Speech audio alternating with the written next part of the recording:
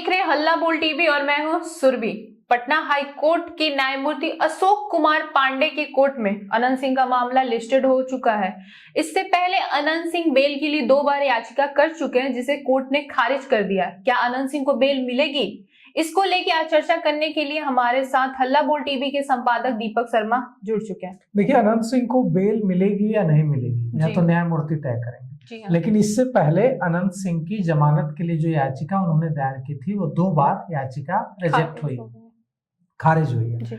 अब उन्होंने high court का रुख किया है और 24 दिसंबर को हाई कोर्ट में उन्होंने अर्जी दी थी, लेकिन मामला अभी तक उनकी अर्जी लिस्टेड नहीं हुई थी। अब उनकी अर्जी जो है जमानत के लिए वो पटना हाई कोर्ट के न्यायमूर्ति अशोक कुमार पांडे की कोर्ट में लिस्टेड हुई है। हालांकि अभी तक सुनवाई की तारीख तय नहीं हुई है, लेकिन उनके जो शुभचिंतक हैं वो बता रहे हैं कि उम्मीद है कि इसी सप्ताह सुनवाई हो जाएगी।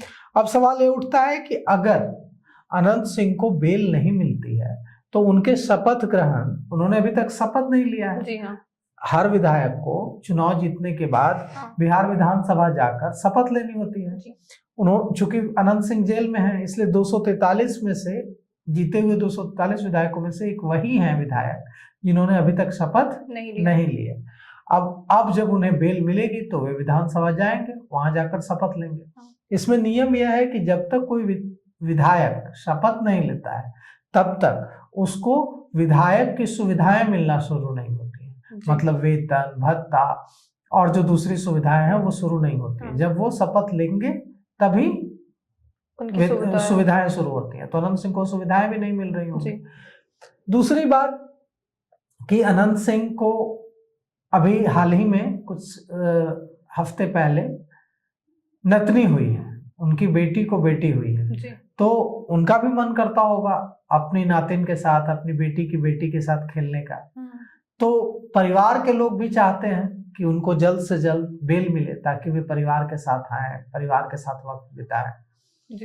कहा जा रहा है कि जब उनको यह सूचना मिली कि उनकी बेटी की बेटी नातिन हुई है तो उन्होंने जेल में मिठाइयां भी बंटवाई, और तब वे इतने ज्यादा खुश नजर आ रहे थे जितना चुनाव जीतने पर भी खुश नहीं हुए थे। तो अभी हमने हाल ही में देखा कि कैसे उनकी पत्नी नीलम देवी और उनके दोनों जो ट्विंस बेटे हैं अंकित और अभिषेक, ये दोनों पहले कैबिनेट मंत्री ललन सिंह से मिले और उसके बाद दोनों ने जाकर नीतीश कुमार से मिला। तीनों ने जाकर नीलम देवी, अनंत सिंह की पत्नी, और दोनों जो ट्विंस जुड़वा बेटे हैं उनके अंकित और अभिषेक, इन तीनों ने पहले ललन सिंह से मुलाकात की, फिर मुख्यमंत्री नीतीश कुमार से जाकर मुलाकात की।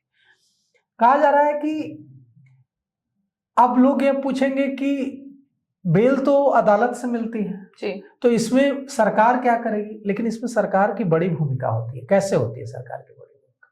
भूमिका इस तरह से होती है कि सुप्रीम कोर्ट ने कहा है कि किसी भी जो एक्यूज्ड है, अभियुक्त है, आरोपी है, बेल उसका अधिकार है। उसको अनावश्यक जेल में नहीं रखा जाना चाहिए। अगर वो बेल दिया जा सकता है तो बेल दी जानी चाहिए। क्यों?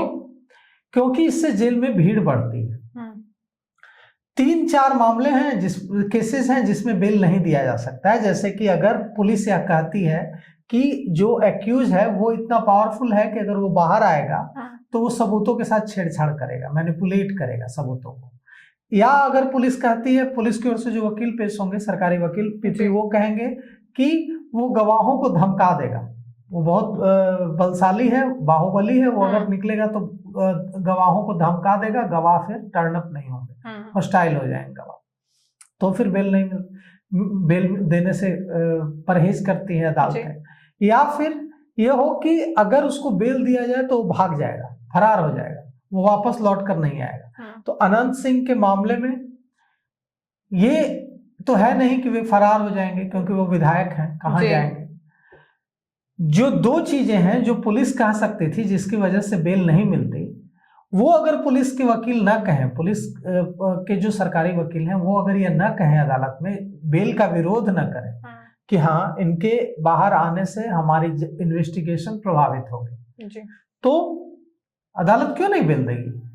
सुप्रीम कोर्ट तो कहती है कि बेल दी जानी चाहिए, अगर अनावश्यक जेल में नहीं रखा जाना चाहिए, बेल अधिकार है कि उसका। तो अगर पुलिस की ओर से इसका कड़ा विरोध नहीं किया जाता है तो अनंत सिंह को आराम से बेल मिल जाएगी हाई कोर्ट से। अभी देखिए अनंत सिंह जिस मामले में जेल में बंद है, बेउर जेल में बंद है, वो है दुलारचंद यादव हत्याकांड जो चुनाव के दौरान हुआ था। दुलारचंद हत्याकांड के बाद जो पटना ग्रामीण के एसपी थे, मोकामा पटना ग्रामीण में आता है, तो पटना ग्रामीण के जो एसपी थे विक्रम सिहाग, उनका वहां से तबादला कर दिया गया था और वहां पर अपराजित लोहान जो पटना के ट्रैफिक एसपी थे उनको भेजा गया था। अपराजित लोहान का भी अब तबादला हो गया है, उनको जहानाबाद एसपी बनाकर भेजा गया। अब वहां कुंदन कुमार को पटना ग्रामीण का एसपी बनाया गया। अब इस कहा जा रहा था कि इससे जांच पर असर पड़ेगा दुलारचंद यादव हत्याकांड की। मैंने तब भी कहा था कि इससे जांच पर कोई असर नहीं पड़ेगा, क्योंकि जांच कोई एसपी तो करते नहीं है, जांच के जो आयु होते हैं वो करते हैं। और ये मामला इतना हाई प्रोफाइल, इतना बड़ा मामला है कि इस पर पुलिस मुख्यालय तक से नजर रखी जाती है। तो ऐसा होगा नहीं कि किसी पटना ग्रामीण के एसपी के तबादले से जांच बंद हो जाएगी या जांच किसी नई दिशा में मुड़ जाएगी, ऐसा कुछ नहीं होगा, क्योंकि यह बड़ा मामला है, इस पर पुलिस मुख्यालय की ओर से नजर रखी जाती है।